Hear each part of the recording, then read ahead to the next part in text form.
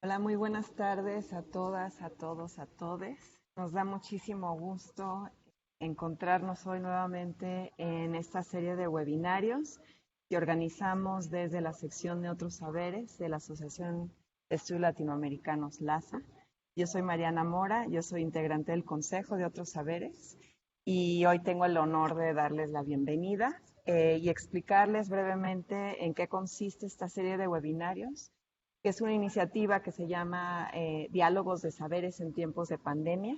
Una serie de webinarios que iniciamos ya casi hace 2 años, a inicios de la pandemia, bueno, como hace un año y medio, cuando nos vimos como profesoras, como académicas, como activistas, con mucha frustración ante el distanciamiento social que pareciera que estuviera también fragmentando los lazos y las alianzas políticas en las luchas en nuestro hemisferio. Entonces tomamos esta iniciativa para poder tejer puentes entre distintas luchas sociales y recalcar los desafíos y también nuevas posibilidades que están surgiendo desde movimientos sociales en distintas latitudes de la Via Yala o de América Latina en estos tiempos de pandemia. Entonces, con este webinario de hoy damos la bienvenida y el arranque a la segunda temporada de estos webinarios. Hoy con el placer de escuchar a activistas, académicos, intelectuales que respeto y admiro muchísimo con esta temática de racismo y antirracismos en las Américas, retos frente a la pandemia. Va a moderar Joali Rodríguez, que es profesora de Lake Forest College, entonces le voy a dar la palabra ahora para presentar a las y los les ponentes e iniciar aquí esta conversación. Gracias, Mariana. Y como dijiste, estamos muy emocionados de volver a estar aquí. Nos vimos el año pasado virtualmente y como poco antes de la transmisión en vivo decíamos que ojalá esto fuera en vivo. Estaría muy lindo. Ojalá pronto haya la oportunidad. Y bueno, entonces, bueno, la dinámica va a ser que vamos a hacer rondas de preguntas, igual que la vez pasada, el año pasado. Pregunta y luego cada uno de ustedes puede responder 5 a 10 minutos y bueno, que vaya fluyendo la conversación. Entonces, primero me gustaría presentar a cada ponente. Y que, como dijo Mariana, nos sentimos muy honrados de estar en conversación. Eh, Mara Viveros Vigoya es doctora en antropología, profesora titular de la Facultad de Ciencias Humanas de la Universidad Nacional de Colombia en el Departamento de Antropología y la Escuela de Estudios de Género, de la que ha sido directora en 2 ocasiones. Ha sido miembro del School of Social Science del Institute for Advanced Studies en Princeton de 2014 a 2015 y presidenta de la Asociación de Estudios Latinoamericanos LASA de 2019 a 2020. Sus áreas de interés actuales son las clases medias negras en Colombia, las ideologías y prácticas antirracistas y las intersecciones entre clase, género, sexualidad y raza en la dinámica social latinoamericana. Es autora de El oxímoron de las clases medias negras, movilidad social e interseccionalidad en Colombia, publicado en Guadalajara por Calas, Universidad de Guadalajara, y Los colores de la masculinidad. Le couleur de la masculinité, París en 2018, y editora de Black Feminism, Critical Theory, Violence and Racism, conversaciones entre Angela Davis y Gina Dennett, publicado en 2019. Eh, Bienvenida, Mara, y un gusto tenerte aquí. Muchísimas gracias. También tenemos a Tito Millán Alayón, doctor de Estudios e Intervención Feministas de la UNICACH, Chiapas, México, historiador, activista, feminista afrocubane, gorde, fantástico, transno binarie, áreas de investigación, estudios afro-latinoamericanos, estudios afro-caribeños, feminismos negros, estudios queer y trans afrodiaspóricos. Actualmente es miembro del grupo GT Feminismos, Género y Memorias de Claxo y del colectivo Coopera. Bienvenido, Tito.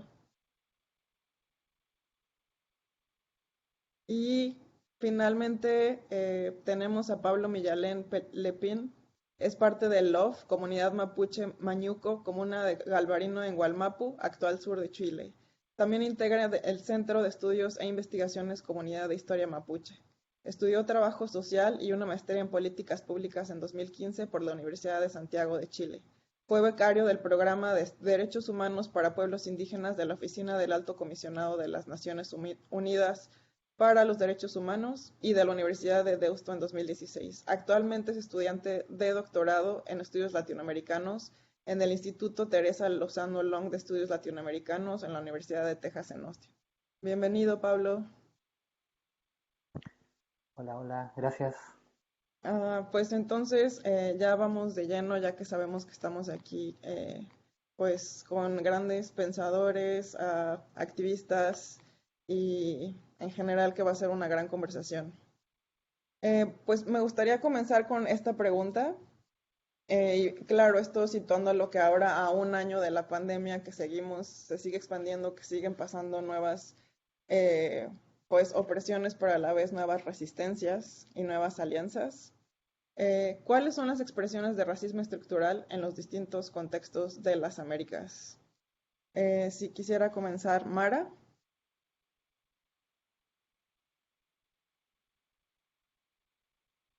Creo que no te escuchamos. Perdona. Ahora Estoy ya. con ¿Ahora sí?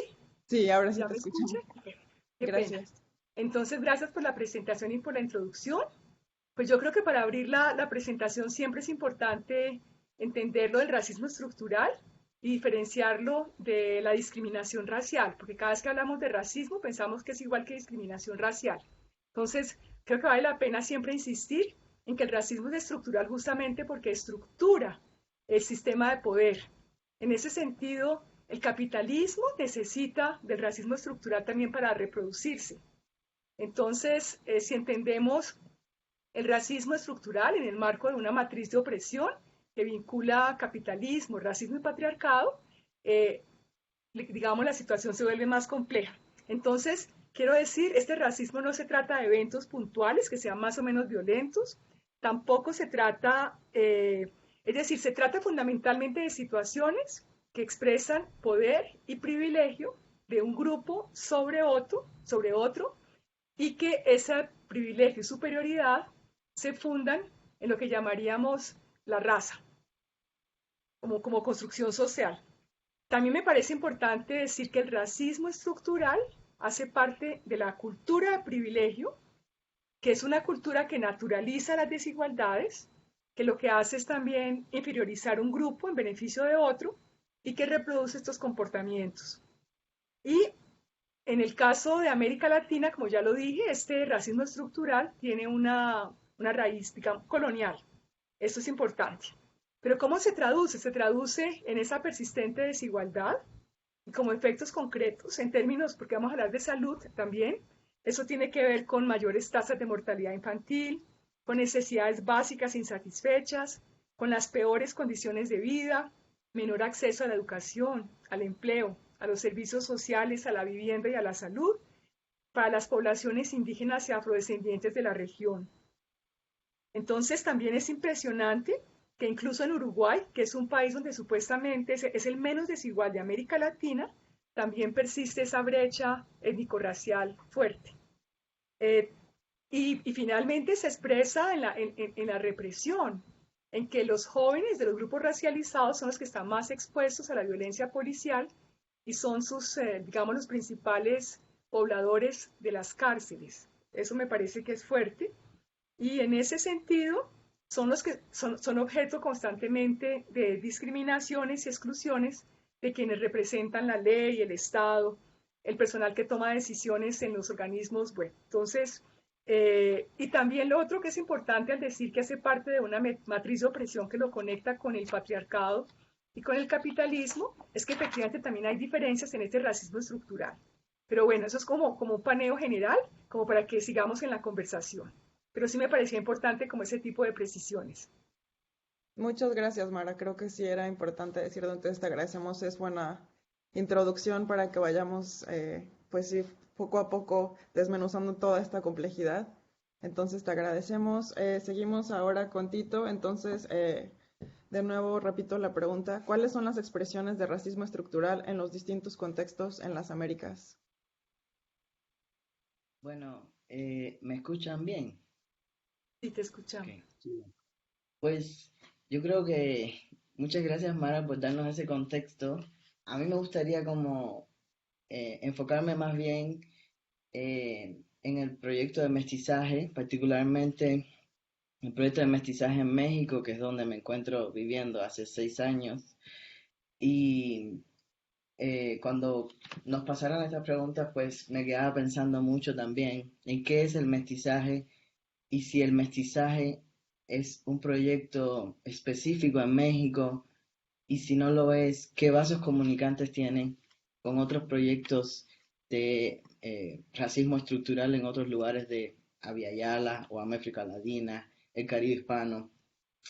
Entonces, a mí me interesa mucho, yo considero que es importante nombrar no solamente qué cosa es el mestizaje, partiendo de la profesora Mónica Moreno Figueroa, que dice el mestizaje es simultáneamente una ideología política hegemónica, como también una promesa social y racial de equidad, aunque también es una experiencia racializada y una lógica racista de distribución de privilegio y exclusión dentro de la vida cotidiana. Para mí, entonces, el mestizaje, bueno, es muchas cosas y está muy de moda hablar de mestizaje ahora, lo cual me parece como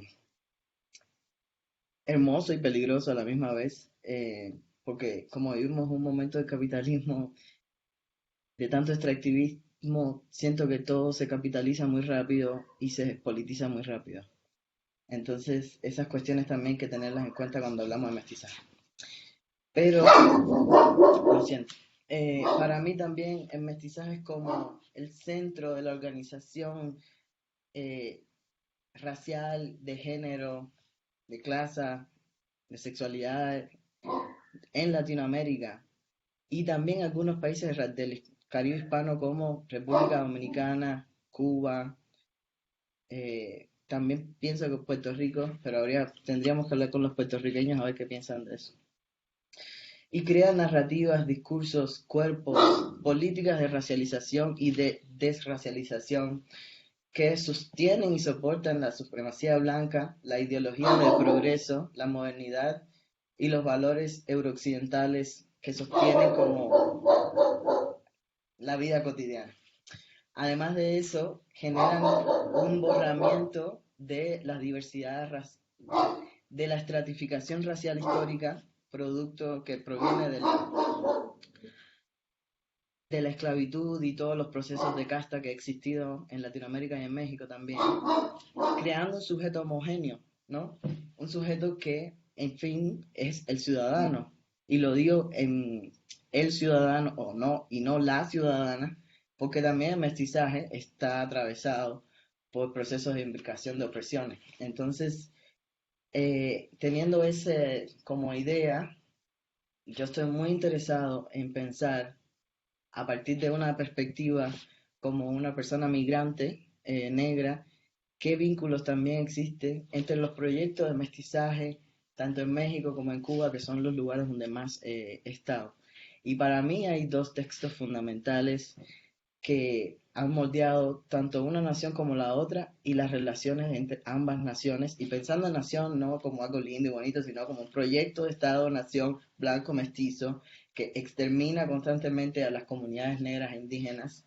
Está el texto de Mi raza de José Martí y el famoso texto de La raza cósmica de José Vasconcelos, los cuales hacen de una manera, estuve leyéndolos anoche para poder decir esto, hacen desde una manera muy elocuente, pensando en la modernidad blanco-mestiza, hacen como una conciliación racial de lo que va a venir futuro, que va a ser las naciones mexicanas y cubanas. Y también generan alianzas entre ellos.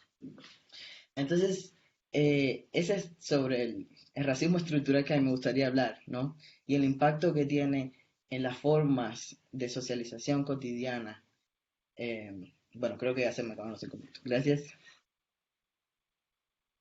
Gracias, nos dejaste así como yo quería seguir escuchando, pero gracias por nombrar especialmente pues sí, la ideología de mestizaje como un proyecto de nación como Geniza y que al final busca el modelo de blanqueamiento y eso a partir pues, de políticas estatales específicas.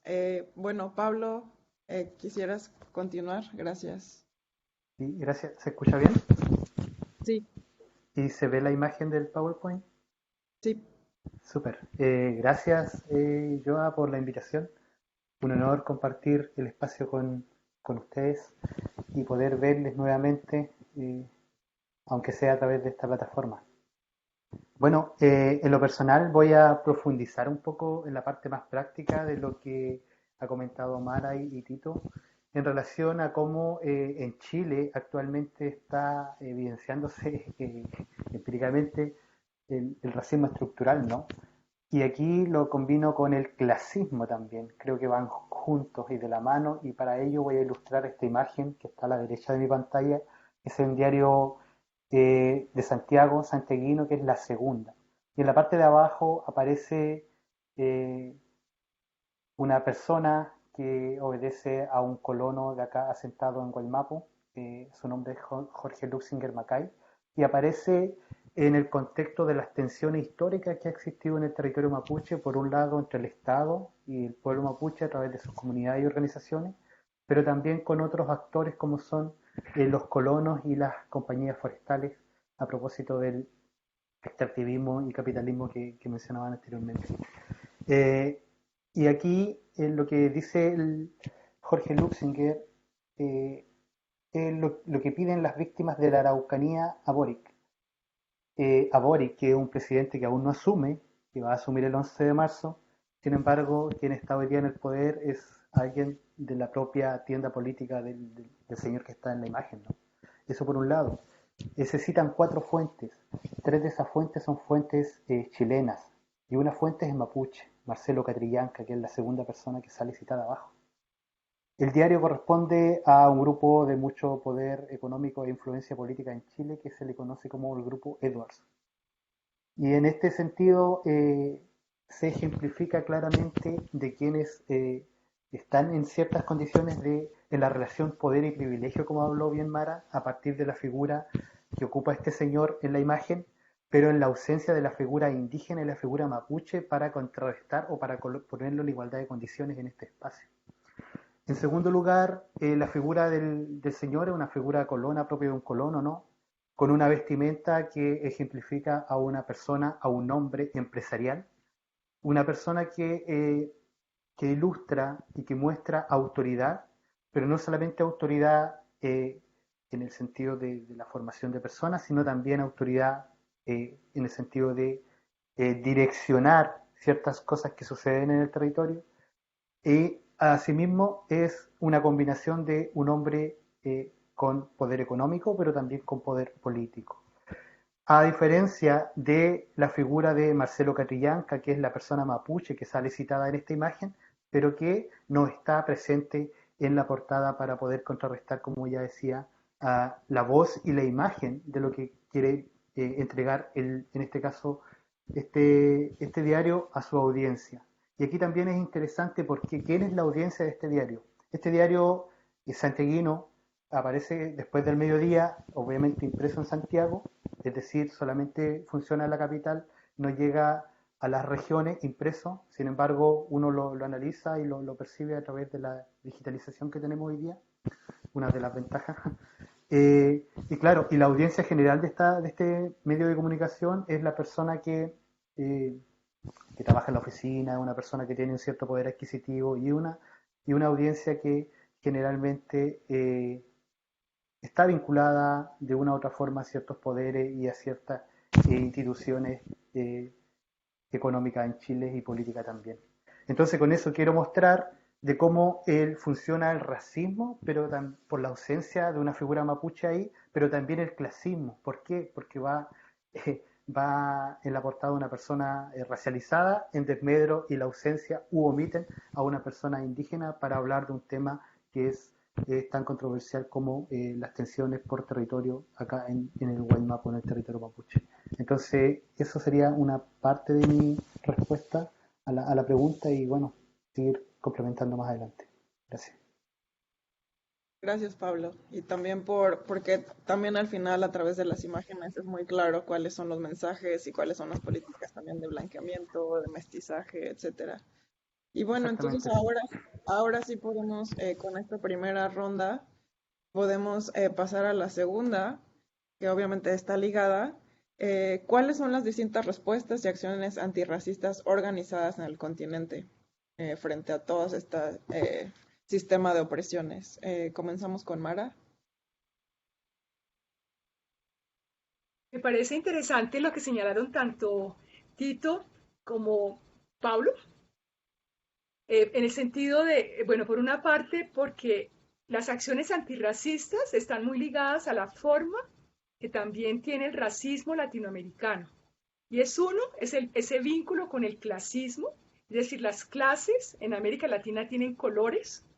Y por otra parte, también se asume que porque supuestamente somos una sociedad mestiza, no tenemos conflictos raciales. Y que los conflictos raciales son de otra parte, o si son nuestros, son del pasado.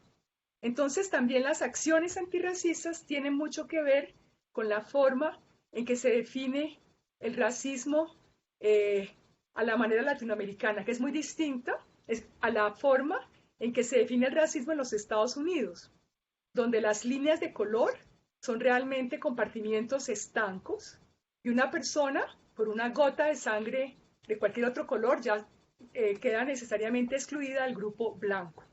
En América Latina es diferente, justamente por el mestizaje. Entonces las respuestas antirracistas tienen que ver, están muy ligadas a esta forma del racismo.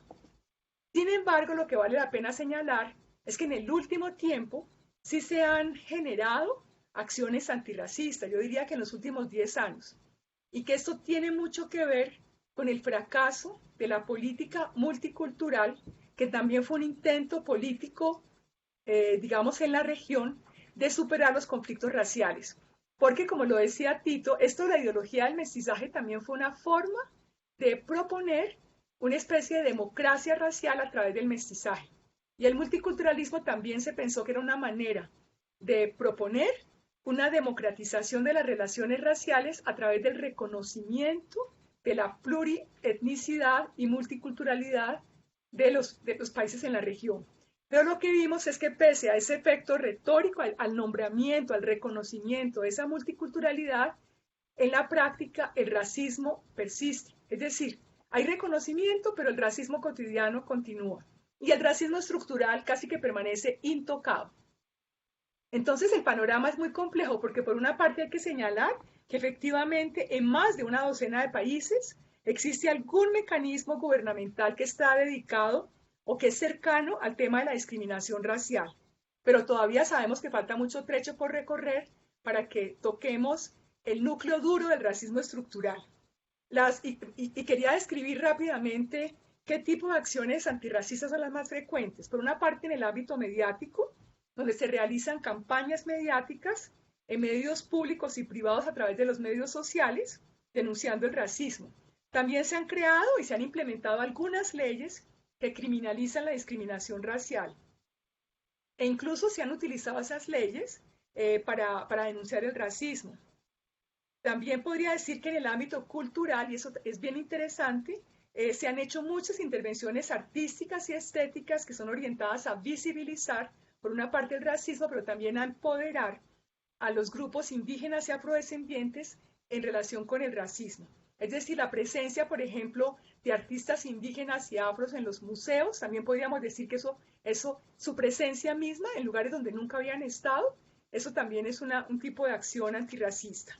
Me parecen muy valiosas todas las iniciativas, sin embargo, tienen un inconveniente, están más focalizadas en los individuos y por otra parte han tenido hasta ahora más efectos simbólicos que prácticos. Y la modalidad menos frecuente antirracista en América Latina actualmente es la que va realmente al centro, es decir, la que busca la que busca reducir radicalmente las desigualdades raciales estructurales. Entonces, en ese sentido, ha sido muy difícil, por ejemplo, prolongar las acciones afirmativas, los programas de inclusión de poblaciones indígenas y afrodescendientes en el campo educativo y laboral. Y vemos que, por ejemplo, es decir, con la llegada de Jair Bolsonaro, efectivamente, después de 16 años de acciones afirmativas, lo que hay es una reducción radical de ese tipo de acciones, porque justamente esas sí estaban horadando el racismo estructural, por lo menos en el ámbito educativo. También ha habido como un avance en cuanto a visibilidad estadística. Entonces se han incluido preguntas de autoidentificación en los censos de población y de vivienda. Y también yo creo que algo importante, el movimiento afro e indígena también ha incluido en su agenda política la demanda por ser incluidos en los censos. Y eso ha generado unos debates técnicos y políticos que son muy interesantes entre organizaciones, pero también con el Estado. Yo creo que todo eso es muy importante, pero todavía es insuficiente. Y lo otro, finalmente, es que el contexto de la pandemia ha perjudicado el mecanismo de algunos mecanismos participativos, por ejemplo, para preparar, para levantar el censo, para las actividades postcensales, pero no solamente, sino que también ha intentado frenar la movilización social. No lo ha logrado, pero ha intentado. Yo creo que dejaría así señalando que cada país, de todas maneras, en América Latina, tiene como trayectorias diferentes antirracistas. Y si, por ejemplo, encontramos que en Brasil hay actividades antirracistas desde los años 40, igual podríamos decir en los 50 en Colombia, yo creo que hay países como por ejemplo México, donde el tema del racismo no era muy claro y por supuesto no había una tradición de movilizaciones claramente antirracistas. Y yo creo que es lo mismo que sucede en el Cono Sur, donde realmente la palabra antirracismo es una palabra relativamente nueva en las movilizaciones sociales y políticas. Yo dejo por ahí porque, como ves, podría extenderme, pero creo que es importante que sigamos en la conversación. Muchas gracias, Mara. Y creo que es muy bueno que hagas como el contexto de la diferenciación tanto de temporal de estas palabras y las luchas. Y bueno, estuvo muy bien el mapeo de ciertas estrategias que, como dices tú, al final todavía falta en términos de colectividad y no solo individual y que vayan al centro. Tito, ¿tú qué opinas respecto a cuáles son las distintas respuestas y acciones antirracistas organizadas en el continente?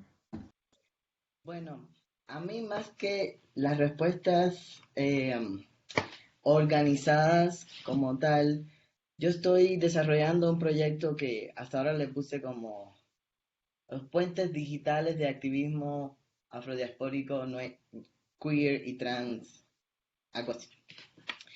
Y estoy muy interesado en abordar la emergencia de voces, activismo, trabajo de arte y educación antirracista, pedagogía antirracista que se está dando en redes sociales por activistas, artistas, intelectuales, académicos de mi generación, que es como ¿cómo se dice en español? Es como un quórum de gente negra, afrocaribeña, queer y trans, que estamos empujando precisamente los límites de la tradición antirracista, tanto afrocaribeña como latinoamericana.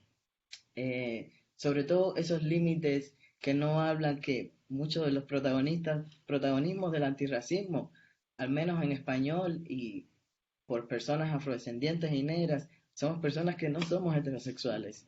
Y eso habla mucho de la esencia del antirracismo, pero también las políticas de respetabilidad negra que se imponen sobre el mismo, los procesos de la modernidad negra que se imponen sobre el mismo movimiento antirracista.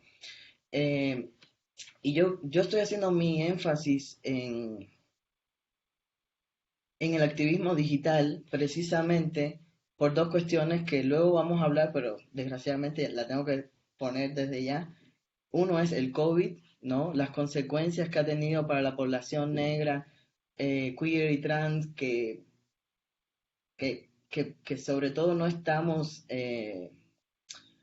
vinculados a instituciones académicas o a instituciones estatales o no tenemos trabajo fijo, precisamente porque encarnamos identidades muy marginalizadas para estas instituciones construidas en la moral blanco-mestiza, y que gran parte de nuestro trabajo se ha incorporado dentro de las redes sociales, y también por otra cuestión fundamental, y es que en México ha habido, voy a hacer políticamente muy correcto, ha habido un despertar antirracista a partir del 2020 que está vinculado con las consecuencias, está vinculado con la expansión de las protestas antirracistas en Estados Unidos, con la muerte, con el asesinato de George Floyd y cómo llegó a México, que es, voy a decir despertar y no woke, que no me... que por un lado es fascinante, ¿no? Me parece, para mi salud mental, entendiendo que desde que llegué en 2015 a México, uno de mis primeros tópicos de preocupación política es el impacto del racismo antinegro en los movimientos sociales. Es muy emocionante ver la rapidez que ha tomado este tipo de debates y conversaciones en las redes sociales y en los espacios físicos sociales también de los movimientos sociales, ¿no? Y este despertar se ha traducido en la organización política antirracista de manera muy rápida. Entonces ahora hay muchas, como nunca antes, hay muchas organizaciones, colectivas, proyectos, iniciativas, el Estado dando dinero para hablar sobre mestizaje, antirracismo. A la misma vez, estoy un poco, no sé si la palabra es preocupado o estoy sigiloso de ese despertar tan rápido y cómo puede opacar o, o no dejar tanto margen para las luchas previas que existían en México, que son las luchas de los pueblos afromexicanos, que son las luchas de las personas migrantes negras que hemos vivido aquí por décadas, que son las luchas también de los migrantes negros que están en las fronteras, tanto en la frontera sur como en la frontera norte, las luchas de reconocimiento y de exigencia al Estado mexicano por el reconocimiento de humanidad de las comunidades afrocaribeñas que están en el norte del país, que están en el sur del país, que están en Tapachula, que están en Tijuana. Y entonces, este nuevo despertar a mí me emociona y me genera esas preocupaciones. Y por eso pongo mi esperanza y mi energía, y también porque estoy en conversación, soy parte de esa generación de gente negra, queer y trans, que está como empujando los límites del movimiento antirracista y tiene mucha influencia en estos espacios de activismo digital en México, no solamente para no opacar esas luchas que ya venían y que necesitan prioridad dentro del movimiento antirracista en México, sino también por la necesidad que existe de queerizar el antirracismo, ¿no? Porque si pensamos en cómo se ha construido, y aquí está la doctora Mara Vivero para que su trabajo aborda sobre eso, ¿no? Las construcciones coloniales sobre raza y género, pues vemos que en esas articulaciones, o esas articulaciones se han construido sobre procesos de profunda violencia sobre los cuerpos negros. Por lo tanto, la humanidad negra está dada a partir de, la deshumanización, la deshumanidad negra está dada a partir de la humanidad blanca cis heteronormativa. Entonces, un movimiento antirracista tiene que devenir en un movimiento, lo siento por mi perro, en un movimiento transfeminista, en un movimiento afrotransfeminista, en un movimiento afrodiaspórico que cuestione esa humanidad blanca y también que cuestione el mestizaje como la forma en que se materializa esa humanidad blanca en Latinoamérica. Lo voy a dejar aquí. Gracias. Gracias, Tito. Me parece que, bueno, algunos de los puntos muy importantes que dijiste fue lo del activismo y, por supuesto, esta propuesta de queerizar el antirracismo y cómo también la heteronormatividad es parte de otra opresión.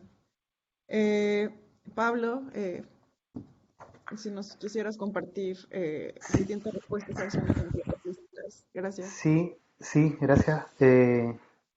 Bueno, mencionar, antes de ir a la respuesta antirracista, mencionar que en Chile en particular como país hay una carencia de debate en torno a estos temas, ¿ya?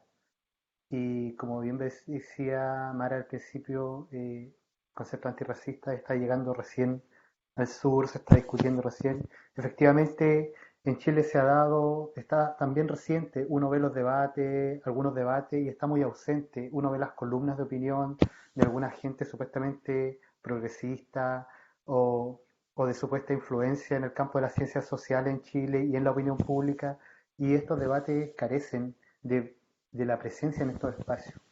Por lo tanto, las jerarquías racializadas están vigentes en la estructura de los estados, más aún en el campo en el campo del poder empresarial, eh, en las universidades y en distintos espacios. Es decir, por ejemplo, quienes lideran, quienes están en los puestos de dirección, son personas, bueno, en Chile no hay algunas personas blancas, colonas, pero la gran mayoría es criolla, descendiente criollo, y esos son los que lideran los espacios, inclusive los centros que estudian, por ejemplo, temas vinculados al campo de estudio indígena, al campo de estudios regionales, el tema de género también. Entonces, quienes están ahí generalmente tienen los tonos de piel mucho más claros. Entonces, ese análisis no está. Eso es la carencia que uno visualiza en el país. Y creo que va a comenzar y espero que se comience a fortalecer, porque también el país está viviendo un auge y un alza de personas que están llegando desde el otro lado del continente, ya sea de Haití, de Venezuela, de Colombia. Entonces, y obviamente, cuando uno le pregunta y conversa con la gente, ¿qué te parece la llegada de personas? Me dicen el rechazo, ¿no? El rechazo por el color de piel, pero también por el empobrecimiento, la porofobia, como le llaman. Entonces, espero que podamos llegar a un debate más amplio a nivel país, a nivel de Chile, porque eso es lo que no se cubre, no, es lo que no está subsanado hoy día. Y a mi juicio, este tipo de conversación, y también espero que las conversaciones sean con las profundidades que requiere un análisis para hablar de racismo, no una cuestión como se ha hablado sobre el asunto indígena hoy en Chile por la gente indigenista, sino que vayamos al fondo del asunto. Y eso también requiere de muchas voluntades. Estoy refiriendo a la gente eventualmente con quien uno pudiese dialogar en Chile, pero también requiere de que las voces estén presentes en estos espacios. Ahora, volviendo al marco del movimiento mapuche, desde donde yo estoy situado, algunas respuestas antirracistas están a nivel individual, a nivel familiar y a nivel colectivo también. Y a mi juicio y desde mi perspectiva, el tema de la historia y la memoria propia, la memoria, no la historia escrita por otros, sino la historia relatada por nuestra gente, ha sido fundamental. La memoria también que hemos, en este caso también a partir del trabajo que uno hace, que hemos fortalecido con algunos archivos coloniales, sin embargo, no solamente quedándonos con eso, sino reinterpretando esos archivos con nuestra misma gente, han salido también respuestas antirracistas, a mi juicio, que son muy potentes, y eso dice relación con la articulación de las distintas comunidades en conversar sobre nuestros propios asuntos que al fin y al cabo nos afectan en lo cotidiano.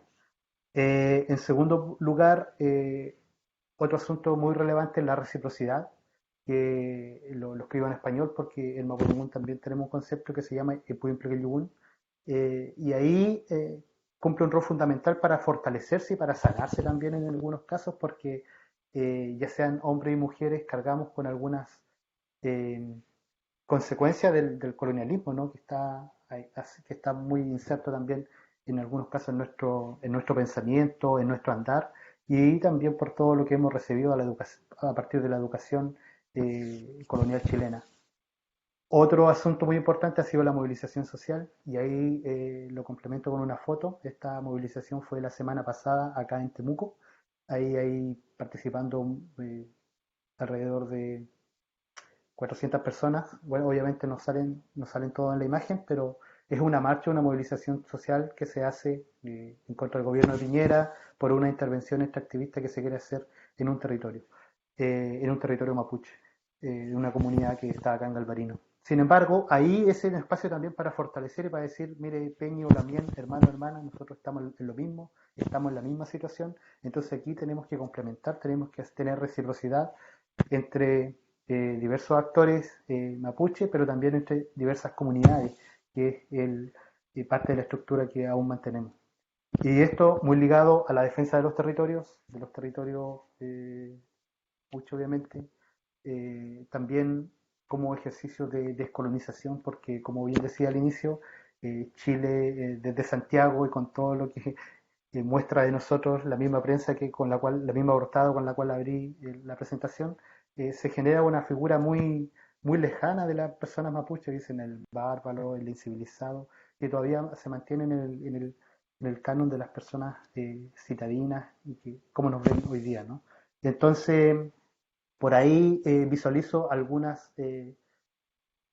aspectos que a mi juicio los puedo categorizar en respuesta antirracista. Obviamente hay mucho más, pero por ahora me quedo con eso y obviamente dispuesto a seguir conversando y si hay algún comentario por ahí que pueda decir, oye, ¿sabes qué? Esto también se puede considerar, pues bienvenido. Eso por ahora. Gracias, Pablo. Gracias por hablar de la memoria, historia, reciprocidad y también la defensa del territorio como parte de la lucha antirracista. Creo que es importante mencionarlo. Entonces vamos a la siguiente pregunta, que sería, ¿cuáles son los saberes y epistemologías propias que se movilizan en las luchas antirracistas? Mara, gracias.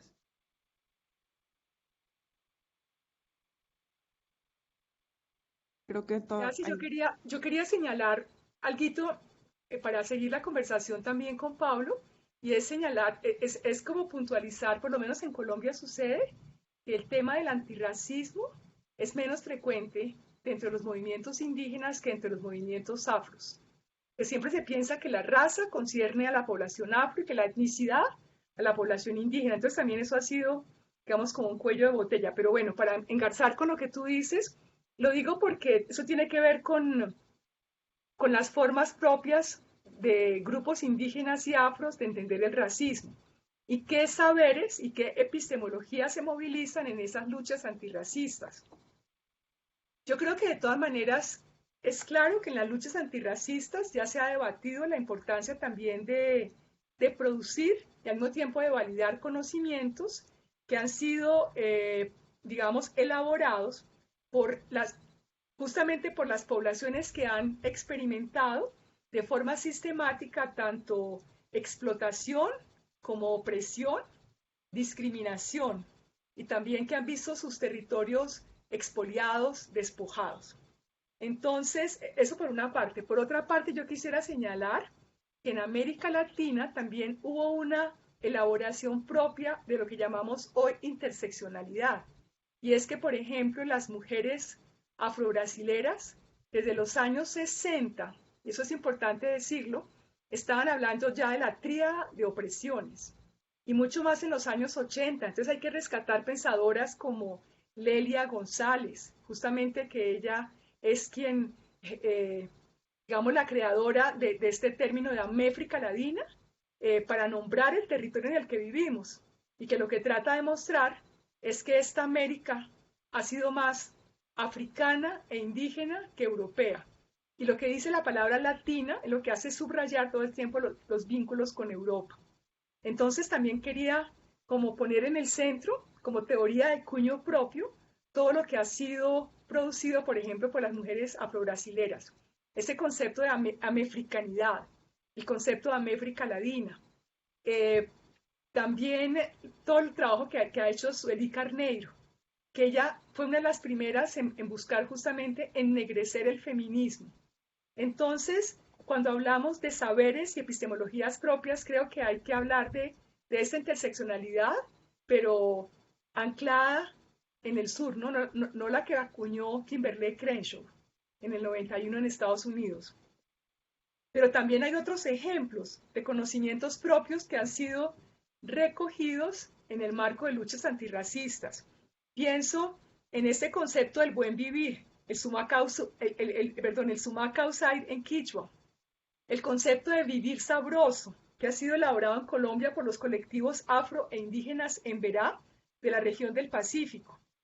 O digamos, también está la Uramba, o todas las versiones de lo que podríamos llamar el Ubuntu. El Ubuntu es el concepto africano, pero que se ha atemperado, se ha criollizado, y hoy, por ejemplo, el Ubuntu, el soy porque somos, es el eslogan de la campaña política de Francia Márquez por la presidencia de Colombia. Entonces también es interesante porque podríamos decir que la presencia de una mujer negra pretendiendo la presidencia de Colombia, eso también es una acción antirracista, y que ella empiece a promover esa idea del soy porque somos, de dislocar del centro el individuo para proponer una lucha colectiva, comunitaria, pues me parece que es una manera interesante de movilizar, digamos, saberes propios en términos antirracistas. Entonces, también quiero subrayar que estas luchas y resistencias antirracistas se definen, digamos, en torno a ciertos elementos como la defensa de la vida, del territorio, de los conocimientos. También han enfilado baterías contra la colonialidad del saber, que justamente lo que ha legitimado es la imposición de un proyecto moderno y de un modelo de desarrollo homogéneo. Entonces también todas estas luchas contra el desarrollo extractivista pues son formas de tratar de posicionar distintas maneras de entender la economía frente a este capitalismo depredador. Eso tiene un contenido antirracista, o sea, formas de desarrollo alternativo. O al contrario, la negación de cualquier proyecto de desarrollo que esté ligado a esa matriz moderna. Bueno, yo hablando de alianzas, que es la otra parte de la pregunta, ¿no es verdad? Ya Tito avanzó muchísimo porque estaba señalando, y me parece fantástico, que quienes están liderando los movimientos antirracistas en México son justamente las poblaciones racizadas, trans, queer. O sea, me parece maravilloso porque, bueno, ya no estamos hablando de ennegrecer el feminismo, sino de queerizar el antirracismo. O sea, me parece que estamos llegando, y también está hablando de activismos digitales. A mí lo que me parece interesante es que podemos recorrer un horizonte temporal muy interesante. Por una parte, como mirar hacia el pasado y digamos, recoger del pasado fuerza, por ejemplo, con conceptos como América Latina, pero potenciarlos hacia el futuro y convertir estas propuestas casi que en laboratorios de futuros posibles, de proyectos de humanidad hacia el futuro, no paseístas, como siempre se piensa, que son las propuestas que son de las poblaciones indígenas y afros. Bueno, sobre todo indígenas, porque lo afro ha sido más vinculado con la modernidad, por supuesto. En todo caso, lo que me parece muy interesante es que en las últimas décadas, estas luchas, por ejemplo, anti-extractivistas han implicado alianzas entre mujeres, entre indígenas, campesinos, afrodescendientes, frente a toda la amenaza de esos proyectos extractivistas. Y algo que me parece interesante es que justamente estos saberes, estas epistemologías propias, abren la posibilidad de crear coaliciones solidarias entre distintos grupos alrededor, como te decía, de esos grandes ejes como son defensa de la vida, de los cuerpos y de los territorios. Eso así como un paneo general. Muchas gracias, y muchas gracias también por nombrar otras genealogías desde América Latina, como decía Lelia González, de conceptos, pero también la defensa de la vida y el territorio. Y nombrar también a Sueli Carneiro. Tito, ¿cuáles son los saberes y epistemologías propias que se movilizan en las luchas antirracistas? Bueno, como vengo del Caribe, pues para mí me parece que el Caribe ha sido como, bueno, eso no ni siquiera lo digo yo, eso lo han dicho muchos pensadores afrocaribeños, como el Caribe es el lugar donde se inició tanto la colonización como las primeras formas de esclavitud africana en las Américas y en el Caribe. Bueno, claro. Entonces, debido a esa experiencia, pues también tiene una larga tradición de pensamiento radical, anticolonial, antirracista. Sin embargo, para mí, desde donde yo me sitúo, me parece interesante cómo siguen siendo tres nombres los que cuando pensamos en el Caribe pareciera que son los únicos que aparecen, ¿no? Y es Frantz Fanon, Ahmed Césaire y Edouard Glissant. Entonces, para mí, una epistemología antirracista tiene que expandir con mucha más fuerza esa recuperación que decía Mara de nuestra memoria y nuestras ancestras. Y cuando digo nuestras ancestras, también hablo de una ancestría intelectual y de producción de pensamiento afrocaribeño que tiene mucho que brindar al movimiento antirracista de toda Via Yala. Y no concentrarnos tantos, o no concentrarme tanto, y expongo y propongo no concentrarnos tantos en esos 3 hombres cis heterosexuales, que casi nadie habla de esto, y por suerte ya hay un libro publicado, es decir, que no es solamente lo que dice Tito, que es el libro que se quita, de un profesor de una universidad de Virginia, que se llama Keguro Macaria, de un libro hermoso, que hace una crítica muy fuerte a la misoginia de Frank Fanon en su libro Pieles Negras, Máscaras Blancas, es decir, al machismo internalizado que tiene y a la homofobia también. Entonces, sin hacer un ataque personal a Frank Fanon, porque además sus libros nos han servido como un legado muy importante para comprender el colonialismo y el impacto psicológico, moral, en todos los sentidos del colonialismo sobre las personas negras y en general, yo siento, y muchos de los activistas con los que estoy en conversación, todo el tiempo nos están exponiendo otras líneas genealógicas que podemos retomar y priorizar en la lucha antirracista, que empujan también esos límites cis heteronormativos, esos marcos rígidos muy heteronormativizados que caracterizaría, pareciera, al antirracismo. Y por eso dije al principio que, en mi opinión, quienes estamos liderando el antirracismo en México somos personas que no somos heterosexuales y que no somos heteronormativas, y muchas ni siquiera somos personas cis. Pero pareciera que eso no es un dato prioritario cuando hablamos de antirracismo. Y eso a mí me remite, pues entonces, a qué genealogía de producción de pensamiento estamos priorizando para pensar el antirracismo. Y una de ellas son esta triada de pensadores negros afrocaribeños, cuando existen otras más. Por ejemplo, muchas veces hablamos de estudios decoloniales y no hablamos de Sylvia Wynter y lo fundamental que ha sido su pensamiento, que ahora está muy de moda en Estados Unidos, pero Sylvia Wynter es una mujer jamaiquina que se crió en Cuba, que luego fue a estudiar a España y que luego, como no la quisieron en ningún lado, fue a Estados Unidos y ahí se hizo profesora de la Universidad de Stanford. Pero gran parte de su pensamiento y de su producción de pensamiento es un pensamiento afrodiaspórico, que aunque sí tiene que rendir cuenta de los matices del racismo antinegro en Estados Unidos, a la vez dialoga con las formas de racismo antinegro, al menos en el Caribe. Y así podemos ir buscando muchas, que además muchos de estos activistas todo el tiempo están hablando.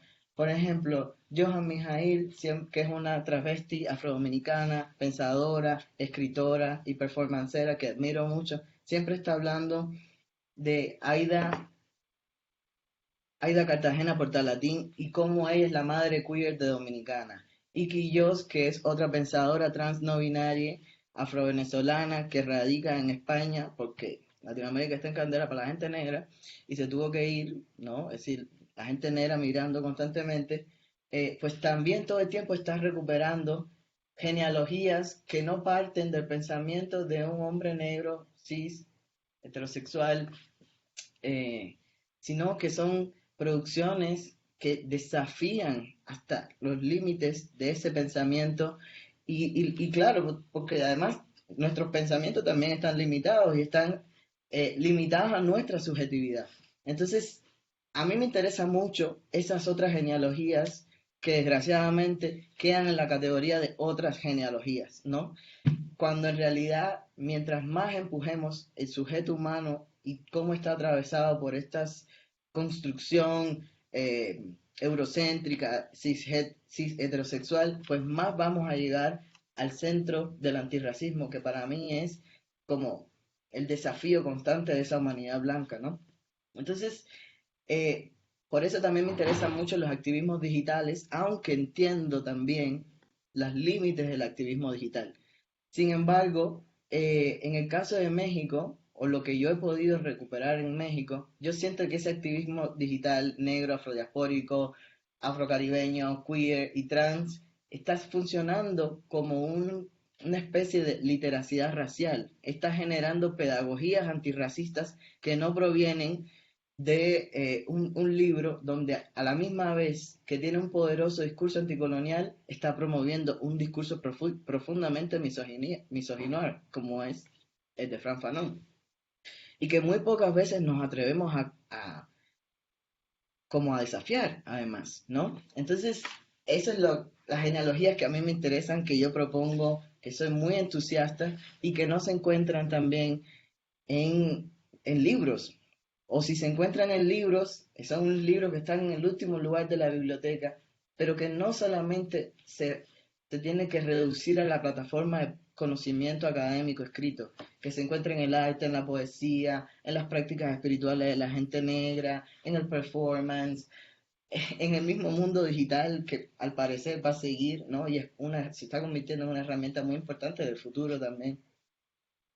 En la palabra hablada, en la imaginación, en la resiliencia negra, en la crueldad negra. Esas también son otras plataformas de producción de conocimiento que muy pocas veces se da como prioridad también para entender los procesos históricos de la genealogía del pensamiento negro.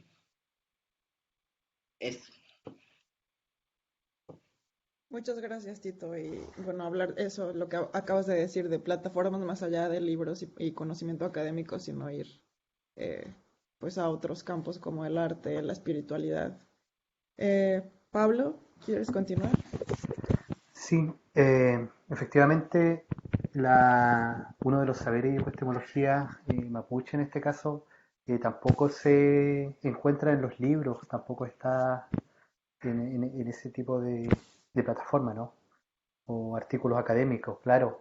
Durante los últimos tiempos sí se han intentado hacer algunas aproximaciones a algunos conceptos mapuche, pero eso generalmente está presente en la vida cotidiana, en el día a día y en los territorios y en las personas que eh, dialogan y están en esto de la reciprocidad, ¿no? En esto de la reciprocidad o de Kulugún, como se dice en Mapudungun, con los respectivos territorios y con toda la fuerza y con todas las vidas que existen en esos espacios. Y, por ejemplo, nosotros, uno de los conceptos que hemos utilizado y que es muy común escucharlo en distintos eventos, me refiero a eventos mapuche, trabún, es el Istrofilmunien, que dice relación eh, con todas las vidas presentes, con las vidas humanas y no humanas eh, que, que podemos encontrar en unos territorios, ¿no? Por ejemplo, la imagen que muestro ahí contiene algunos árboles nativos, unos guayes y algunos coligües que están apareciendo, ¿no? Y eso es una imagen que también tomé hace un par de semanas que obedece a un espacio que previamente estaba plantado con plantaciones forestales, extractivismo nuevamente, y posteriormente pasó un fuego. Y por la carencia de agua no se pudo apagar un predio forestal, pero después estaba volviendo a renacer todas las vidas que previamente habían sido eliminadas por este monocultivo, ¿no? Y ahí, obviamente, ¿cuál es la importancia de este espacio? Si bien había pino, eucalipto, hoy día ahí está, por ejemplo, ese tipo de árboles que están ahí, pero también eh, en el espacio de abajo hay algunas hierbas medicinales que son utilizadas por algunas familias y algunos agentes nuestros que se dedican a la medicina en base a hierbas medicinales. Entonces, a pesar de que es una propiedad privada que obedece a una industria forestal que está sentada al lado del territorio, también es considerado parte del territorio y también del territorio mapuche obviamente, y también es considerado como algo donde existen vida, ¿ya? Y eso se tiene que defender, y eso lo tenemos que defender, uno obviamente lo tiene asumido, y eso se tiene que propagar y se tiene que conversar y compartir, sobre todo con las nuevas generaciones mapuche. Y ahí, y esto entra en conflicto, ¿no? Y esto es una forma de gobernanza mapuche. El Illotrofilmonguén es un concepto que, si bien es cierto, es de biodiversidad, pero también está cruzado por otros conceptos políticos, podría decir, como la gobernanza indígena, como la decisión en el territorio, y eso entra en contraste o en conflicto con algunas inversiones a larga escala que se hacen en nuestro territorio. Y esto también obedece a la relación que nuestra gente siempre ha tenido con estos espacios, siempre lo hemos tenido, o sea, como decía ahí, no solamente se sacan hierbas medicinales, sino también parte de los bienes que tienen las familias de acá, lo ocupan para alimentar a sus animales, los vacunos, etcétera. Entonces es considerado también parte del territorio. Y ahí viene la importancia de la defensa del territorio, viene la importancia de cuidar, viene la importancia de reforestar en lugares donde, donde hay carencia de forestación nativa, viene la importancia de cuidar, la importancia de preservar, y que obviamente dialoga con otros campos, como pueden ser los campos de estudios medioambientales y así sucesivamente, ¿no? Entonces, a partir de este concepto del Illotrofilmonguén, nosotros como mapuche también es un concepto, es parte del saber, es una epistemología que nos mueve, que nos obliga también a defender el territorio, que nos obliga a recuperar nuestros territorios que en algunos casos han sido usurpados y que nos obliga a contrarrestar todos los avances que han tenido las industrias forestales y en este último frutícolas en territorios mapuche. Así que por ahí va un concepto, porque hay varios también. O sea, yo voy a ilustrar solamente uno porque hay otros y eso también van de acuerdo a cada territorio. No es que tengamos un concepto uniforme uniforme para todo el pueblo mapuche en general, sino que también se va adecuando a los territorios. Sin embargo, el Illotrofilmonguén, como lo evidencio acá, es algo que puede ser estándar en relación a otras comunidades, en relación a comunidades mapuche me refiero, en relación también a cómo nuestra gente se relaciona con los espacios. Eso. Gracias, Pablo. Epistemologías y conocimientos en torno a lo no humano y la relación íntima de cuidado y prácticas de cuidado también como otras genealogías de pensamiento, de conocimiento y de sabiduría ancestral. Y entonces ahora iríamos con la última pregunta, al menos desde otros saberes, porque sabemos que tenemos algunas preguntas del público que nos ve. Entonces la última pregunta sería, pues yo sé que ya mencionaron un poco de esto, pero me gustaría que vayamos, sí, que sea el centro. ¿Cuáles son algunos retos de las luchas antirracistas que se presentan frente a COVID-19? ¿Mara? Como decías, ya se ha adelantado, yo creo que yo voy a hablar muy brevemente también del activismo digital, pero lo dejo a quienes son activistas digitales. No soy una activista digital, entonces sería teorizar. Eh, Quiero hablar de cosas que son, digamos, más generales y que son también muy importantes. Por una parte, en relación con el racismo. Esta crisis derivada de la pandemia del COVID, lo que puso en evidencia también es como la eficiencia de los sistemas estadísticos para visibilizar la situación, por ejemplo, de mortalidad de las poblaciones afrodescendientes e indígenas, y la necesidad de redoblar esfuerzos para poder incluir la identificación étnico-racial en los registros administrativos y de salud, y tratar de mejorar la calidad de esta información en los poquitos países de América Latina que ya la han incluido. Eso me parece muy importante. Entonces, esto es uno de los retos que tenemos frente a la pandemia. Otro reto es que persisten muchísimas deficiencias en los sistemas de salud, que están muy ligados a lo que decía al inicio, que es el racismo estructural. Y esto lo que hace es propiciar, aumentar la vulnerabilidad durante la pandemia. Entonces, eh, realmente ya se ha hablado muchísimo de eso. La pandemia lo que hizo de lupa agrandadora de todas esas desigualdades preexistentes, ¿no? Entonces, pobreza, alto índice de trabajo informal, alto porcentaje de población sin acceso a fuentes de aguas mejoradas, carencias de unidades de cuidados intensivos. Entonces todo esto en contextos pandémicos ha sido pues fuerte. Por supuesto, no hay una política pública de salud con perspectiva interseccional. Entonces, tampoco hay una mirada de las necesidades diferenciadas de las distintas poblaciones.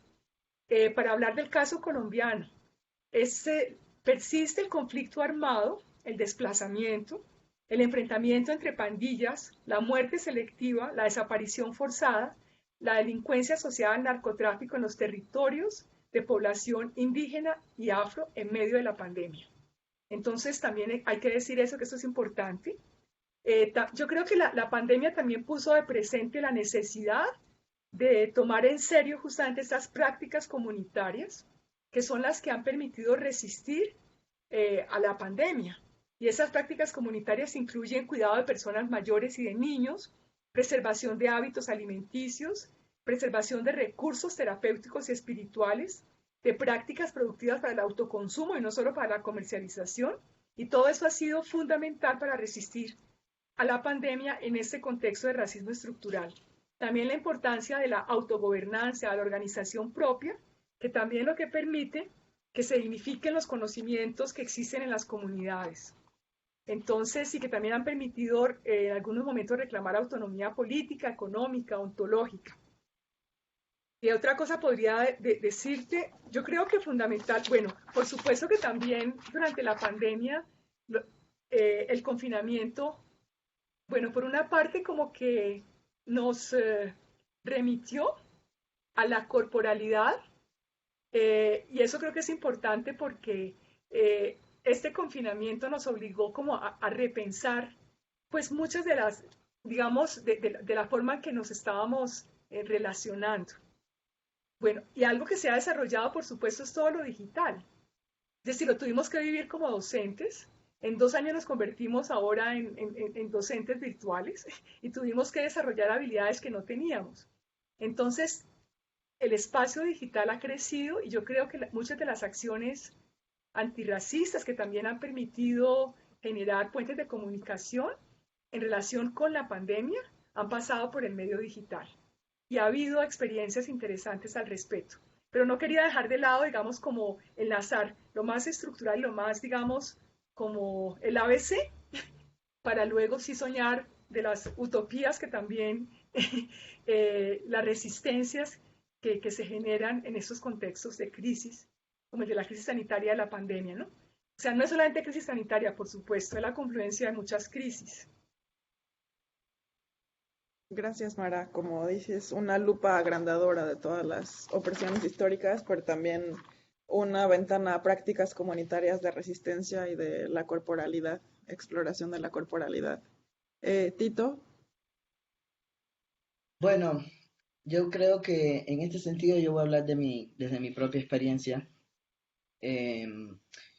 cuáles son algunos, y también ponerlo en conversación con incrementos no de retos, pero sí de reforzamiento del control y de las políticas de vigilancia sobre la gente negra en los lugares que más me mueven, que son México, porque es donde vivo y donde he decidido hacer mi vida, y Cuba, ¿no? Yo siento que, y también otros lugares donde los estados, las formas que han utilizado para disminuir el nivel de contagio ha sido a partir del incremento de la policía y de la vigilancia, sobre todo de la gente negra, y hablo de la gente negra porque es mi experiencia, ¿no?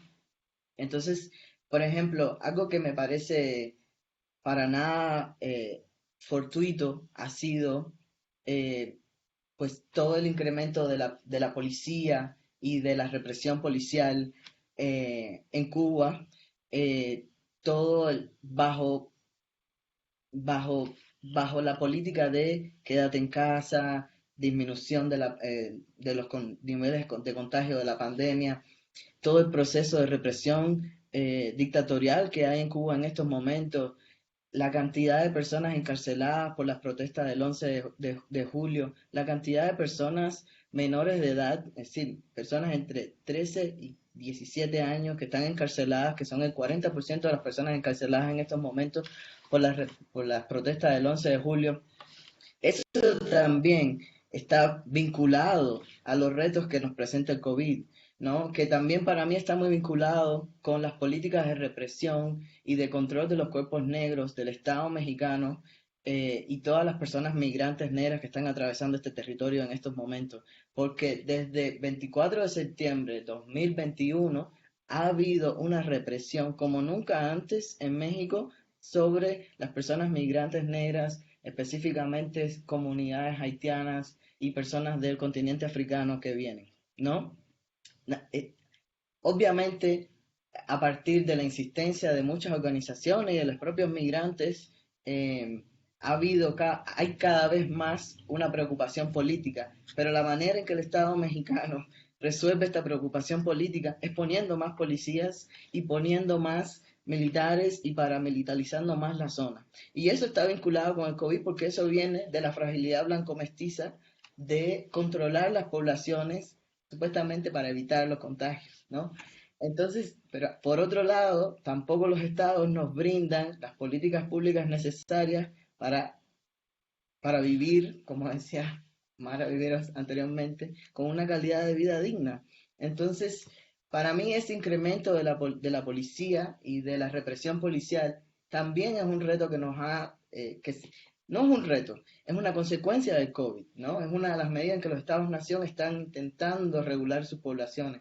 ¿Y quiénes son las poblaciones que históricamente se tienen que mover más? Pues la gente negra que no tiene otra forma que las economías informales y todas esas denominaciones complicadas para nombrar cómo la gente negra sobrevive, ¿no?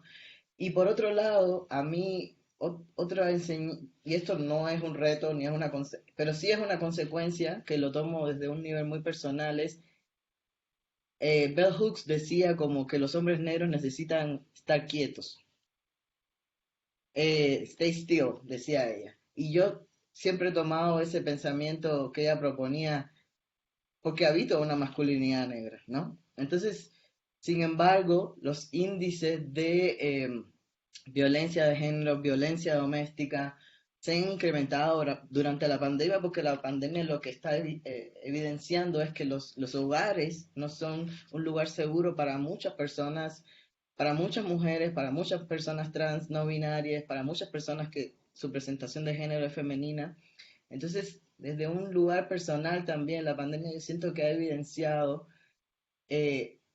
ha desafiado las genealogías de resistencia y de lucha que están protagonizadas por las personas que encarnamos la masculinidad. Cuando pensamos en esas genealogías de resistencia, son las revoluciones, los procesos políticos, la violencia. Sin embargo, la pandemia nos está empujando a encontrar otras formas de resolver y de luchar. Y para mí eso es emocionante y algo que he aprendido con la pandemia es a escuchar activistas que tienen que estar quietos porque físicamente no pueden. Y es el movimiento de la discapacidad, ¿no? Que es un movimiento que tiene unas herramientas muy poderosas de cuidado, de redistribución de recursos, que también está en diálogo con movimientos abolicionistas, que también está en diálogo con movimientos queer y con movimientos trans, y que proponen otras maneras de relacionarnos, de cuidarnos, que no sea la protesta pública, la revolución blanco-mestiza, y esas maneras como de movilizarnos políticamente, a mí las he tenido que aprender durante la pandemia, porque precisamente la pandemia lo que nos impuso es, si te mueves y sales y socializas con otras personas, pues puedes contagiar a otras personas, te puedes contagiar a ti, todas esas dinámicas, ¿no? Entonces, yo recupero mucho eso. ¿Qué activismos que han existido antes y que siguen existiendo nos proponen otras maneras de socialización que no es a partir de la romantización del hombre blanco y mestizo, del deseo de conquistar el mundo, ¿no? Y de las masculinidades negras de enfrentarlo. Y también me llama la atención mucho cómo se ha incrementado la violencia y la impunidad sobre la violencia de la gente negra en esos lugares liminales o esos lugares que también están muy vinculados a la romantización blanco-mestiza, como son, por ejemplo, Chiapas y Cuba. Y lo dejo ahí. Gracias. Gracias, Tito, por hablar también de, pues sí, perfilamiento racial, militarización, violencia doméstica, pero también de escuchar otras genealogías como el movimiento de la discapacidad y las propuestas de cuidado y de comunidad. Pablo, Gracias, Joa. Sí, antes preguntarle a Mara si desde Colombia se puede, o sea, las personas que están en el extranjero con nacionalidad colombiana pueden votar en Colombia en estas próximas elecciones. ¿Por qué lo pregunto? Porque precisamente el otro día estaba viendo unas noticias en un noticiario de acá de Chile y estaban abordando los principales candidatos y candidatas de Colombia, obviamente. Y ahí estaba saliendo Gustavo Petro y también estaba saliendo Betancourt, ¿no? Pero omitían a Francia Márquez, ¿no? Francia Como usted Márquez. estaba mencionando, sí. Entonces, por eso le pregunto. Y eso es lo que están mostrando, por lo menos acá, y lo que está consumiendo la gente en Chile, a partir de ese pequeño reportaje. Pero incluso en Colombia muchas veces se omite el nombre de Francia Márquez. Lo que es impresionante es cómo ella desde el margen ha logrado como erosionar el centro. Es a partir Ujú. justamente de redes digitales, digamos también de la simpatía de que goza dentro de movimientos feministas, de jóvenes, de la población LGBTIQ más. Entonces, es desde allí que ya ha empezado como a visibilizarse. En tu pregunta tiene que ver con el registro de la cédula Ujú. para Sí poder que, votar, pero por claro. supuesto que sí, que está, Ah, ok. que está previsto. Pero lo que te quería decir es que igual en Colombia los medios de comunicación están al servicio de ciertos candidatos y digamos es muy fuerte la campaña también anti-Petro, ¿no? Sin que sea el santo de mis devociones, me parece impresionante, impresionante las campañas anti-Petro. Es terrible. Bueno, gracias, Mara, por esa actualización. Perdón, Que sí que la, nos tomamos ese pequeño sí, pedacito para el diálogo también. Pablo, por favor, qué pena, sí. sí, no, está bien. Bueno, en relación a los retos del COVID, bueno, acá en el sur, en el hemisferio sur, estamos asistiendo a una crisis hídrica muy, muy grave, ¿no? Pero que ha sido profundizada sobre todo en el territorio mapuche, producto del asentamiento de la industria forestal. Y bueno, y cuando la gente, quienes eh, ya están poniendo los cuerpos al frente, pueblos indígenas son identificados y ellos identificables como terroristas, siguiendo lo que plantea la investigadora Lenape Joan Barker. Entonces, en ese sentido, hoy día, por ejemplo, tenemos el Guaymapu en territorio militarizado. Desde el 12 de octubre del año pasado, el territorio está militarizado. 12 de octubre, una fecha emblemática porque el Día de la Resistencia Indígena, por lo menos acá. Entonces, desde ahí nos acompañan militares en las principales localidades, pueblos o entrada a comunidades donde hay resistencia a proyectos principalmente forestales y colonos. Sin embargo, una de las cosas con las cuales estamos navegando es con la carencia del agua, la crisis hídrica. Es un asunto muy complejo, sobre todo aquí en esta zona donde yo precisamente estoy asentado ahora, en Galvarino. Hay un déficit hídrico muy, muy grande, o sea, muchas familias dependemos de lo que nos provee el municipio, el gobierno local para poder beber o consumir el agua. Sobre todo, más aún, se exacerba mucho más en las áreas rurales. Eh, y ese es uno de los retos. En adición, otro de los retos ha sido cómo en los territorios, hoy día, bueno, a propósito, la gran mayoría de la gente mapuche vive en la ciudad, principalmente en Santiago, en Temuco, en Concepción, Valparaíso algunos, pero algunas familias jóvenes, producto de esta pandemia y producto de la inestabilidad laboral en esas ciudades, han vuelto a las comunidades, han vuelto a los territorios. Y eso significa otro desafío producto de la limitante de territorios que hay. En algunos casos complejiza un poco la situación porque dicen, ya, hago mi casa acá, pero está bien, pero hay un espacio limitado porque generalmente el papá, la mamá ocupa esos espacios para el trabajo doméstico, para la chacra, entre otros. Entonces no es que haya un conflicto, pero sí hay una, hay un reto, ¿no? Y eso también se profundiza con que cuando llega una nueva familia tiene que hacer todos unos trámites burocráticos ante algunas instituciones gubernamentales para que posteriormente le vayan a dejar el agua, que como sabemos, no todo en esta pandemia dicen lávese las manos, pero si no tienes agua, ¿cómo lo haces? Ese es otro reto. Eh, Sin embargo, las cosas positivas que también ha traído la pandemia es, bueno, profundizar y la solidaridad que existe entre nuestra gente cuando alguien ha adquirido el virus en este caso y hay una preocupación constante, según lo que he visto y de acuerdo a mi experiencia también desde el territorio donde hablo, que ha sido profundizada porque el neoliberalismo también ha impactado en las comunidades indígenas, en las comunidades mapuche, el individualismo también está presente. Sin embargo, a partir de todo esto, se ha visto reforzada la solidaridad y la reciprocidad entre familias y entre personas que, que sabemos que hay alguien que está en condiciones inestables en términos de salud o también económico. Entonces ahí nos movemos internamente, dirigidos por nuestros dirigentes en algunos casos, y se hace este fortalecimiento intracomunitario. Entonces creo que también es como una parte positiva de que tampoco no ha sido todo malo. Y obviamente uno siempre está contento con que la gente regrese a su territorio porque uno también se piensa desde acá, ¿no? Se sitúa desde acá, no solamente en el aspecto de pensar, sino también en el aspecto de como forma de vida, con todo lo que ya he expresado anteriormente. Así que por ahí van algunos retos que visualizo y que están presentes. Gracias, Eso de mi Pablo. parte. Gracias, Pablo. La militarización, la carencia del agua y por otra parte, pues el fortalecimiento de la solidaridad y la reciprocidad como algo que ha generado. Y bueno, ya estamos así como en el límite del tiempo, pero queremos leer algunas de las preguntas que nos enviaron por Facebook.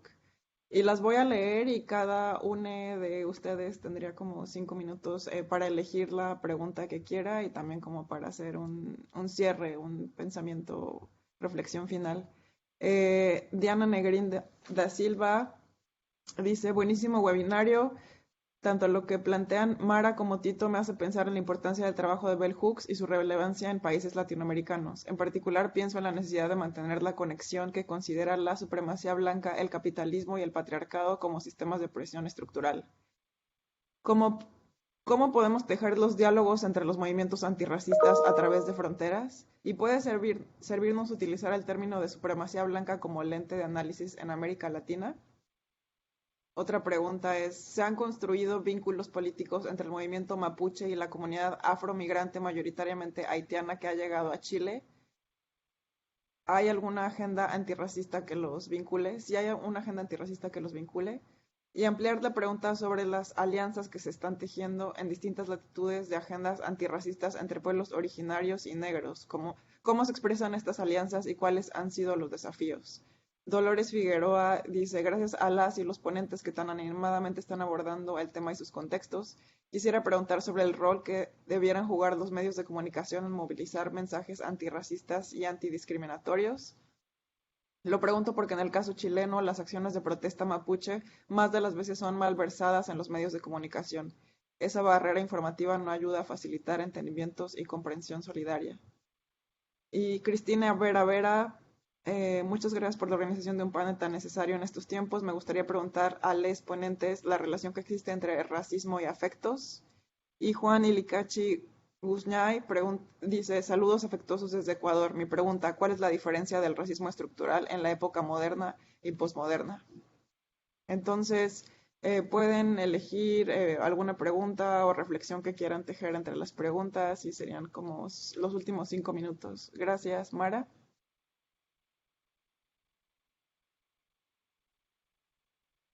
Me sorprendí, estaba pensando qué contestar, pero no importa, voy a contestar un poquito de todo.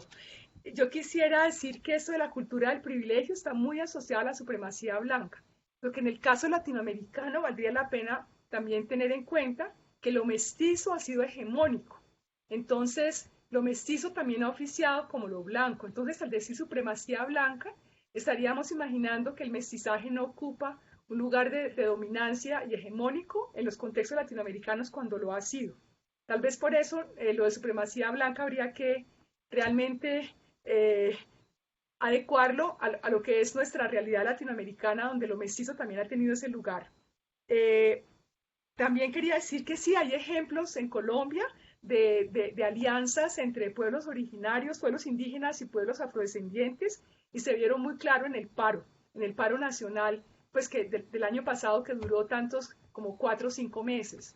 Entonces, o sea, tanto en Cali como en Popayán, pues era evidente que la Guardia Indígena y digamos, incluso la figura de la Guardia Indígena también se ha empezado a reproducir en procesos de comunidades negras y el lenguaje es muy común. Por eso decía que estos conceptos que son lo del Ubuntu criollo, pero también estos conceptos del buen vivir, permiten generar posibilidades de coaliciones. Y no quiero terminar sin agradecer porque he estado muy contenta realmente de la posibilidad de escuchar a mis dos compañeros, a escucharte, es decir, a que hayan propiciado este encuentro porque pues son necesarios. Definitivamente también este diálogo intergeneracional yo lo agradezco muchísimo y creo que es refrescante de muchas maneras. Espero que para ustedes también, para mis compañeros. Gracias, Mara. Tito. Bueno, yo pienso que quiero responder las preguntas. Primero, a mí hay una categoría que me llama siempre mucho la atención, dos categorías que me llaman mucho la atención y que siento que son complicadas para pensar la presencia de las personas negras en Abya Yala y en el Caribe, y es activismo transnacional y fronteras. Si pensamos en la relación que existe entre la formación de los estados, nación y ciudadanía, y cómo esos estados, nación y ciudadanía están construidos sobre la base de racismo antinegro, del extractivismo de los recursos y de los territorios de las comunidades indígenas, de la esclavización de las personas negras y de toda la violencia consecuente a eso, pues entonces esas categorías no dan cuenta de la experiencia negra en las Américas, en el Caribe, y también siento que generan como, ¿cómo puedo decir? Generan prefijos como afrocubanos, afromexicanos, que siento que más que vincularnos con los territorios, nos vinculan con los procesos de Estado-Nación, que para nada quieren ver a la gente negra feliz, ¿no? Entonces, a mí todo esto que estoy compartiendo de esta experiencia que estoy teniendo, son experiencias que están a través de redes sociales, y entiendo las limitaciones de eso, pero son experiencias que la mayor parte de las personas que abordo y con las que converso no son, por decirlo de alguna manera, de mi país, ¿no? Somos gente negra de la diáspora y nos entendemos desde la diáspora. Obviamente que haber sido criado en un país como Cuba tiene matices muy particulares, pero hay experiencias de resistencia negra, de cimarronaje, de fugitividad y de experiencia de sobrevivir la violencia blanca sobre nuestros cuerpos, que generan muchos puntos en diálogo y que nos brindan un lente afrodiaspórico para pensar el mundo. Y la última pregunta que me gustaría responder, que me emociona mucho, es ¿cuál es la diferencia? Los afectos. Sí, ¿cuál es la relación entre el racismo y los afectos? Pues ese es un tema que me encanta hablar, ¿no? Porque precisamente, como todo está atravesado por el racismo antinegro y el racismo antiindígena, pues los afectos también están atravesados por eso, ¿no?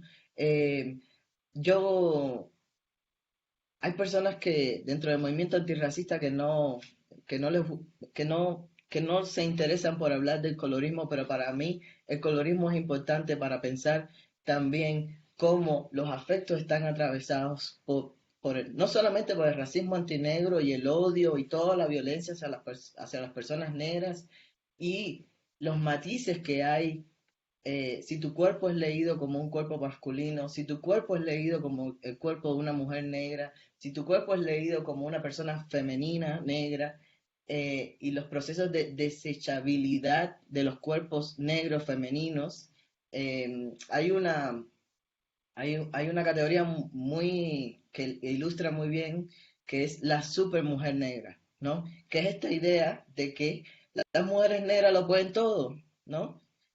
Pero esa categoría de la super mujer negra está dada a costa es decir, está dada a partir de una identidad fijada en la esclavitud, ¿no?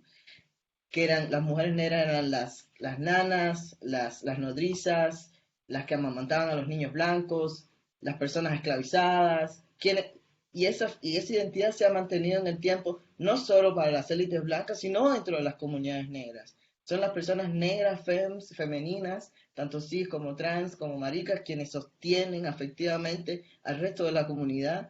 Y cuando digo efectivamente también hablo de trabajo de cuidado en todos los sentidos, pero no, ese trabajo no se regresa a ellas, ¿no? Porque hay una expectativa social de que las mujeres negras nos tienen que sostener a todos a pesar de todo. Entonces ese a pesar implica que hay muy poco afecto para las mujeres negras, para las personas negras trans, para las personas negras queer, pero principalmente para las personas negras que se identifican como personas femeninas, porque el trabajo de cuidado está ahí. Entonces, eh, cuando pensamos en el afecto y cómo se atraviesa a través también del colorismo, no es lo mismo cuerpos que son leídos como, ¿cómo puedo decir? Voy a utilizar esta palabra, aunque yo no me identifico con ella. Los cuerpos que son leídos como mulatos, debido a su acercamiento a la blanquitud, perciben más afectos que los cuerpos que son de piel más oscura. Y si unimos piel más oscura y feminidades, pues esos cuerpos, además de que son los índices, los mayores índices de feminicidio y transfeminicidio, son de mujeres cis y trans negras de color de piel más oscura. Ese es el último lugar en que ese es uno de los lugares más violentos que se manifiesta, pues, este desafecto hacia los cuerpos negros. Pero el primer lugar es el no acceso al amor y todo lo que tenemos que hacer para acceder al amor. Todas las negociaciones que muchas veces están atrapadas en violencia. Por eso los índices de transfeminicidio en Brasil son de mujeres negras trans. Y si vemos en México, podrían ser parecidos. Lo que pasa es que la categoría moreno en México pareciera que no incluye a las personas negras, ¿no? Es parte del limbo del mestizaje. Entonces tengo muchas cosas para decir al respecto, pero no tenemos tiempo. Pero sí quería como hacer mi énfasis en eso. Gracias, Tito. Pablo. Sí, sobre la primera pregunta en relación a si es posible traer acá a la región la noción o la categoría de white supremacy, creo que no aplicaría según la realidad que tenemos en cada uno de los países. Por ejemplo, según lo que he visto en Chile, una persona puede ser racista independientemente sea blanco o no, ¿ya? A la realidad de Chile. Obviamente, generalmente está más direccionado con personas como la que mostré al inicio de la presentación, pero también sucede, y me imagino que las personas que han llegado a migrar, que han llegado a Chile, las personas morenas, las personas negras que han llegado a Chile, lo han vivido en su trabajo y no necesariamente una persona blanca, ¿ya? Es una persona criolla, es una persona que ejerce el racismo, es una persona que vive en el barrio, es una persona que vive en la población, como se dice acá, que también ejerce ese tipo de racismo, ¿ya? Y es lo otro interesante, es cómo también esto es transversal, es decir, lo puede hacer una persona progresista que tenga tendencias políticas de izquierda, pero también lo puede ser una persona de derecha, generalmente. Y eso es otro asunto que está bien, es muy poco abordado también, y creo que hay que ponerlo a la mesa, porque esa es la situación que personalmente yo he visto acá en Chile. Respecto a la relación, si es que hay alguna relación respecto, o sea, con alguna organización indígena mapuche o con alguna organización migrante de Haití, personalmente lo desconozco. Quizás en Santiago, donde están interactuando cotidianamente, puede que haya alguna interacción de reciprocidad, de apoyo, de colaboración, de colabor. Puede que exista eso, pero lo desconozco. En relación a lo que sucede acá en el sur, las personas que han llegado están más asentadas en las ciudades y en mi caso yo estoy más entre el campo y el pequeño pueblo que se llama Galvarino, donde estoy ahora. Entonces no hay un vínculo, por lo menos acá, organizacional de colabor. Y sí, eso sería mi respuesta en relación a esas dos preguntas.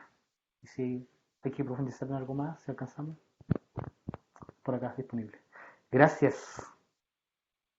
Gracias, Pablo, y gracias a todos por esta conversación.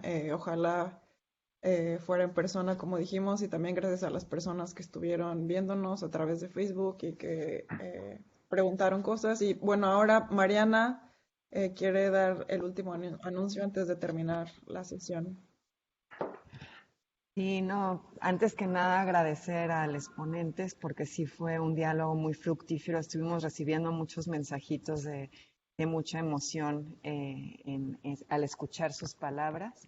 Creo que nos dejaron con muchísimos aprendizajes y reflexiones para seguir tejiendo las alianzas que son tan necesarias. Y bueno, le queríamos decir al público que agradecemos también su presencia, que esta grabación, por si después lo quieren difundir, estará en la página de YouTube de Otros Saberes, bueno, de Otros Saberes en YouTube. Y también estamos convirtiendo el contenido de los webinarios de esta serie en podcasts para poderlos circular en radios comunitarias, en radios independientes, es decir, para que vaya más allá de los límites que a veces impone la tecnología vía Facebook, y etcétera, de redes sociales. Y les invitamos a nuestros próximos webinarios. Tenemos uno el 21 de febrero, que va a ser sobre activismo digital en lenguas indígenas. También vamos a tener uno en marzo sobre medios alternativos, uno en abril sobre la defensa de territorios y en junio sobre diálogos y alianzas entre distintas luchas. Y nuevamente muchísimo gusto verles y escucharles. Con esto ya concluimos y esperemos verlos pronto en persona, ya no en cuadritos.